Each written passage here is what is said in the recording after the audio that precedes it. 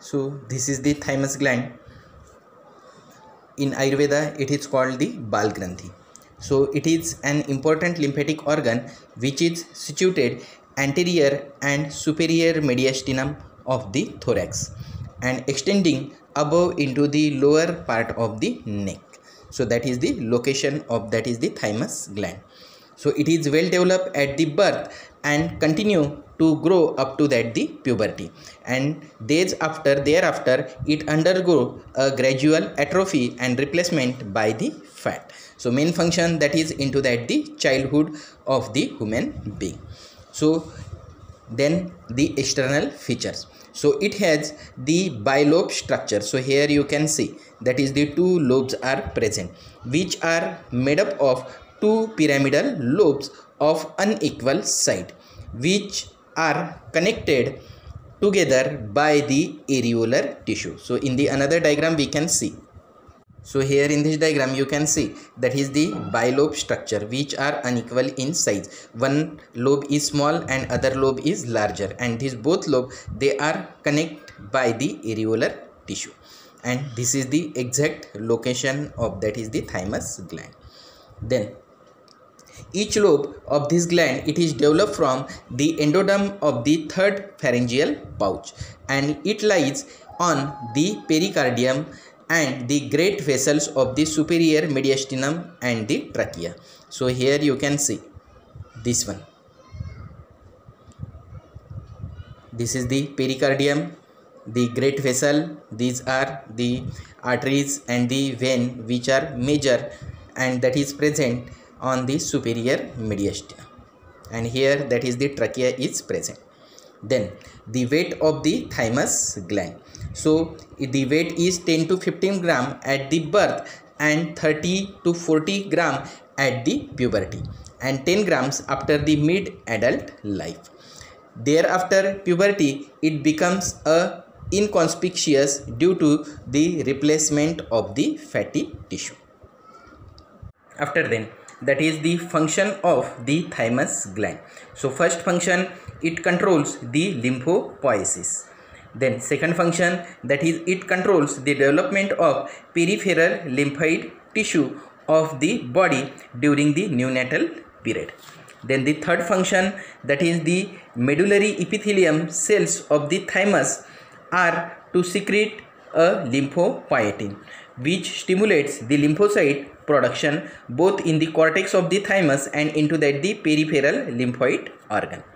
Then next to it, that is the competence. So it including factor which may be responsible for making new lymphocyte component to react the antigen stimuli. Then the next function, that is the cortical lymphocytes of the thymus, they are arises from the stem cell of the bone marrow and originate of the T lymphocyte. Produce are the autoallergic, that is most of the 95% of the cell, and they have the very short life, that is 3 to 5 days, and never move out, and they are destroyed within the thymus gland. The remaining 5% of the T lymphocytes, they are long life, means near about the 3 months or more than the life, and they move out thymus gland to join the circulatory pool of the lymphocyte, where they act as a immunological component, but they are uncommitted cells, that is they can react to any unfamiliar new antigen. On the other hand, the other circulating lymphocytes, that is from the which produced by the lymph nodes, the spleen, etc., are committed cells, that is they can mount an immune response only when they exposed to particular antigen. The thymus lymphopoiesis and the lympholysis are the innovation are all intrinsically controls. Then the blood supply of the thymus gland. Then the blood supply, that is the thymus gland, it is supplied by the internal thoracic artery and inferior thyroid artery. The venous drainage, that is the veins drain into the left brachiocephalic, internal thoracic and the inferior thyroid vein. Then the nerve supply, that is the vasomotor nerve are derived from the stellate ganglion and capsule supplied by the phrenic nerve and by descends into that the cervicalis. Then let's see that is the clinical or the applied points related with that the thymus gland. First clinical point, that is the thymic hyperplasia. Thymic hyperplasia or the tumor are often associated with the myasthenia gravis, and into that the myasthenia gravis the characteristic features are by excessive fatigability of the voluntary movements or the voluntary muscles. Then second, that is the thymic tumor. So here in the another diagram we can see that is the thymic tumor may pressure on the trachea, esophagus and the large veins of the neck or the vessels of the neck here, and causing the hoarseness of voice, the coughing, dysphagia and the cyanosis. So these are the clinical symptoms that should be occurs when the tumor of the thymus gland that may be happen.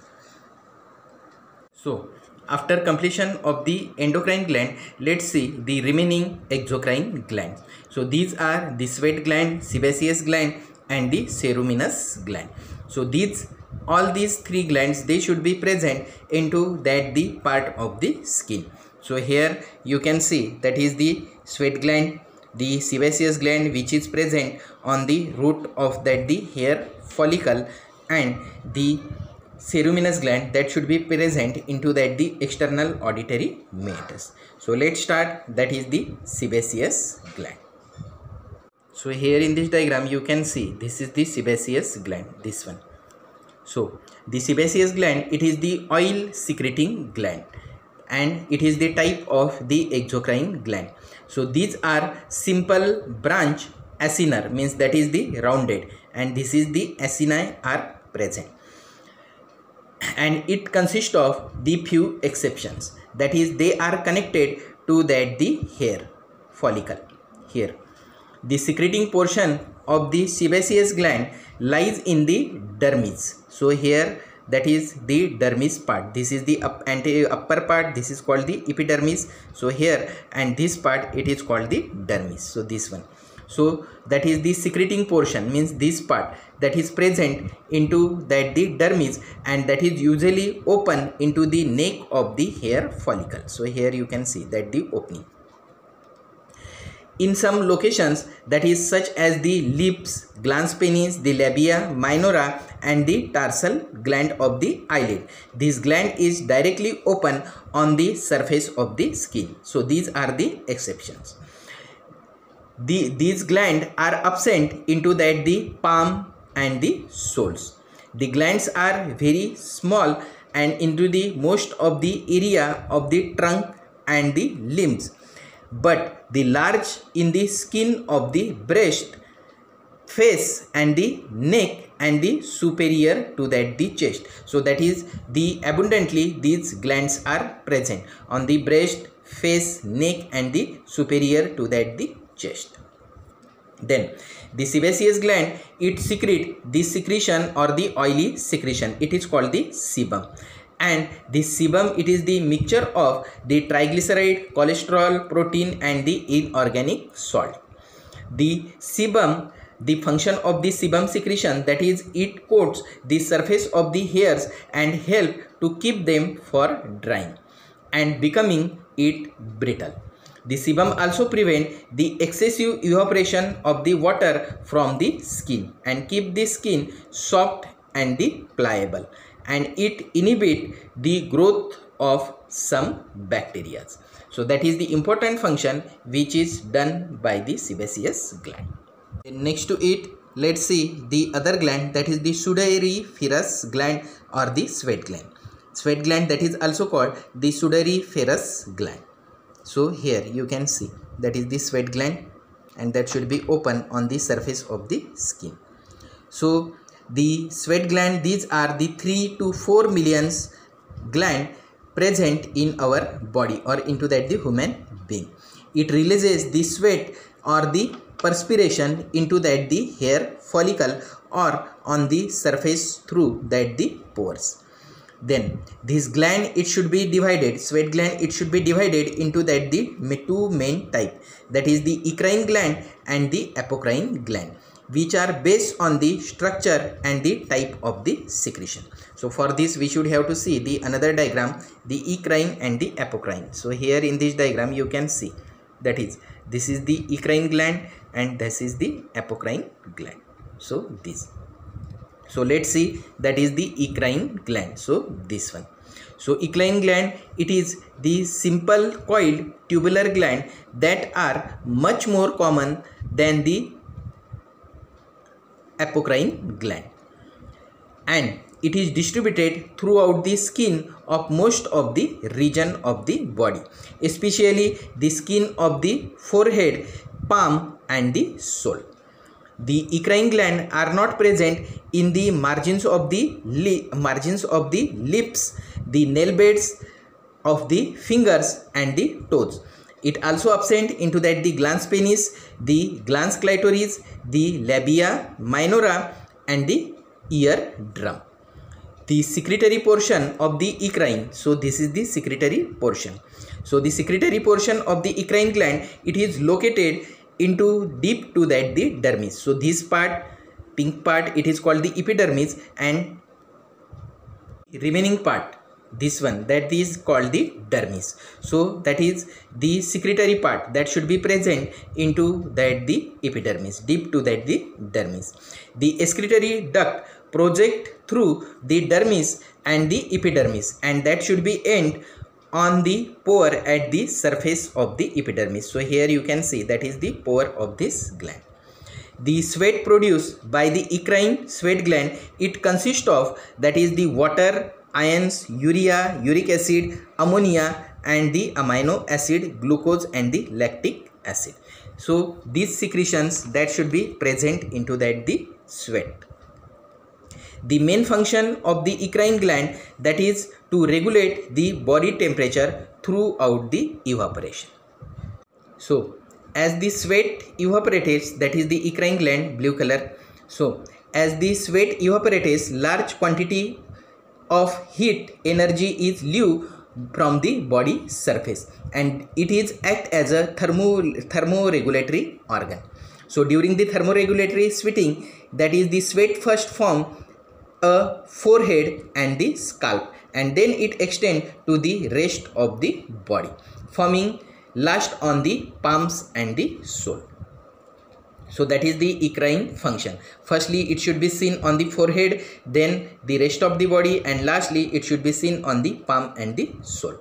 Then the sweat produced by the eccrine gland also play a small role in the eliminating of the waste product such as the urea, uric acid, ammonia from the body.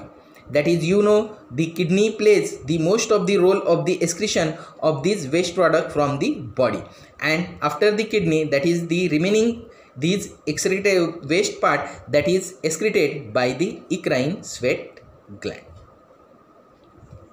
Then let's see, that is the eccrine sweat gland, it also releases sweat in response of the emotional stress such as the fear and the embarrassment. This secretion, it is called the emotional sweating or the cold sweat. So in contrast, thermoregulatory sweating, the emotional sweating first occurs on the palm, soles, axilla and then spread to the other area of the body. So that is the speciality of the emotional stress sweating and the other thermoregulating sweat during the maintenance of the temperature of the body. After then, let's see, that is the apocrine sweat gland. So this one.